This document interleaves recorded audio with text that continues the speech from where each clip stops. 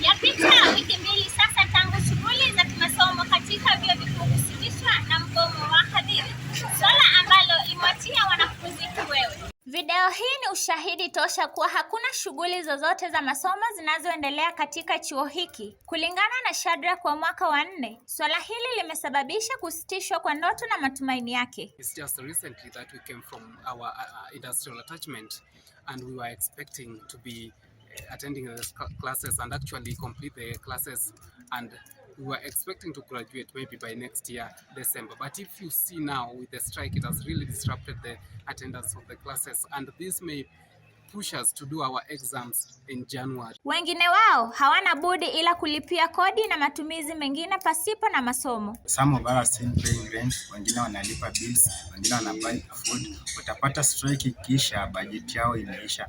Then about academics, there is no learning taking place. Utapata resume, utakuwa na activities mingi, so students watakuwa compressed. Wanafunzi wa mwaka wa kwanza wanaelezea kuwa hali wanayopitia ni kinyume na matarajio yao. Hata wakati huu hatuwezi soma juu lecturers wako on strike. Hata pia kuinteract na wenzetu imekuwa ngumu juu hadi hakuna classes.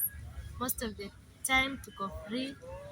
Na hadi huku Bungoma sijajua most of the places juu ni mara yangu ya kwanza kuingia huku.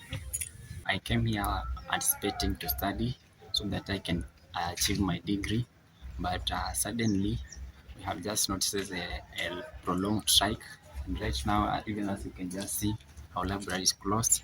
Eddie ameamua kusalia chuoni kwa kuwa nauli ya kurejea nyumbani ni ghali mno. I want to go home and the fare that I use is too much. Like going is 2,000, coming back is also 2,000. And what I fear most, I can go home and strike ends. Wanafunzi wanaojihusisha na biashara pia wamesalia vinywa wazi. Ni mwanabiashara hapa.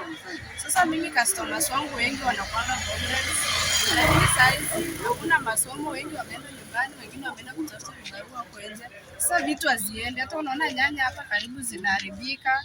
Macho yote sasa yanaitazama serikali kuu kutoa suluhisho ya haraka ili kurejesha kawaida kalenda ya masomo ya vyuo vikuu. Nazri Sakina.